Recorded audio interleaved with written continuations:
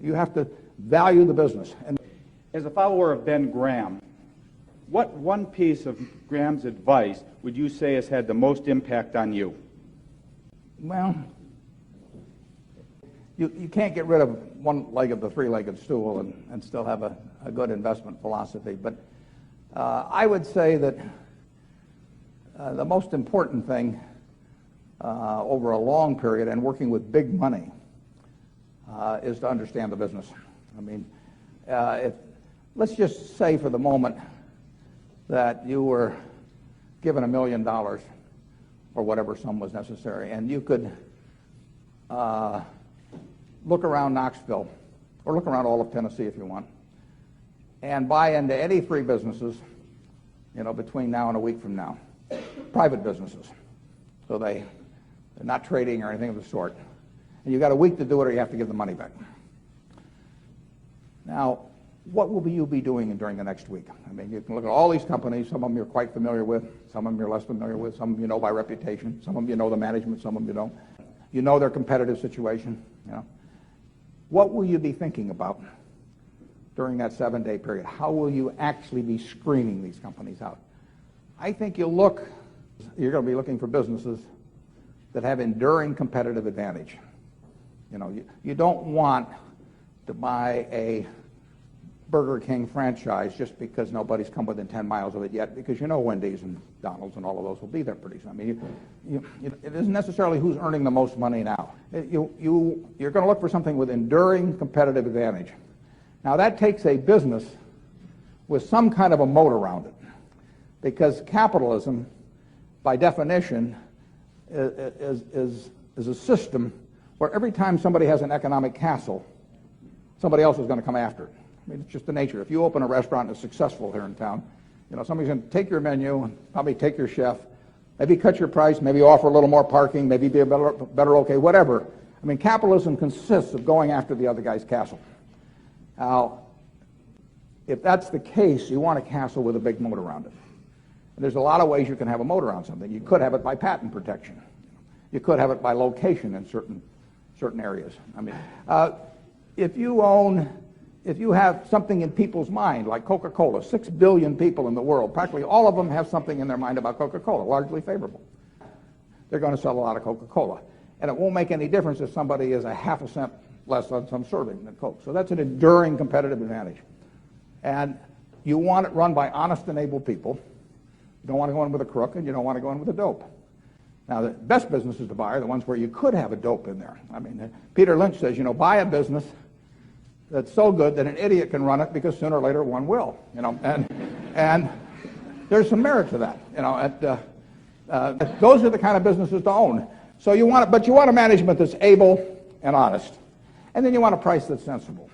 And that's what you'd look for. You'd go around Tennessee, got a week to do it, and you'd immediately screen out a whole bunch of things. You just know that they weren't a fertile area, And that's an important thing to be able to do, to know, just get rid of all kinds of things. There was a great article in the New Yorker 30 years ago when Bobby Fischer was playing Spassky in that famous chess match which drew attention around the world. And they examined how the mind could, with billions and billions and billions of possibilities, how it could group things so as to immediately cast it down to where you had like 4 options. And of course, when the humans play something like deep thought, or whatever the latest version is of the computer on that computer is making maybe 700,000 or 1 million calculations a second. And the human mind is competing against that, but the computer is checking every possibility. And the human mind somehow has this ability to cast out 99.999% of those things that the computer has to go through in order to focus on the 3 or 4 possibilities that really make sense. And investing's a lot like that. It's not that tough because there aren't that many companies, but you want to cast out all kinds of things. If somebody told me that my life depended on picking among the Dow Jones stocks a group of 10 that would be the best performers or outperform the index as a whole, I would spend my time thinking of the worst companies in there. I would cast out things, and then I would figure I left those behind, and I would. That's an easier way to approach the problem actually, than trying to pick the 10 best. So you would have to, if you were thinking about the state of Tennessee, there's a whole lot of things you wouldn't examine. You just figure they're too tough. You might decide, car dealerships were too tough. It's always going to be competitive. Who knows whether Ford or General Motors are going to be selling more cars 5 years from now, or whether there's going to be tariffs on foreign cars. Who knows? So you just say, I'll give up on car dealers. That approach that you use there is the same approach you really want to bring to the stock market. You've got 3,000 companies tonight you can look at on the New York Stock Exchange. You don't have to play. Once a year, if you have 5 good ideas in your lifetime, you get very rich. Third thing in Graham's book is the margin of safety. If you come up to a bridge and it says capacity 10,000 pounds, and you're driving a 9,800-pound truck, you drive down further and find another bridge. I mean, nobody knows exactly what that capacity is, and sign may have been put up 3 years ago. So you always leave a margin of safety. You don't try to cut things that close. You wait till something kind of shouts at you in the stock market. If I get an idea about looking up a company, and I get the 10Ks and so on, I would rather not know the price, because I'd rather value it without knowing the price.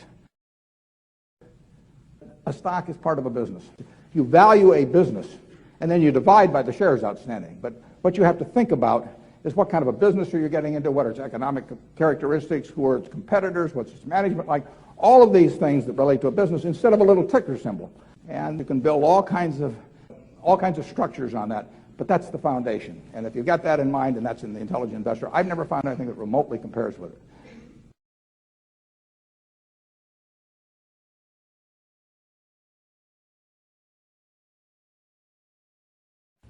We have to deal in things that we're capable of understanding.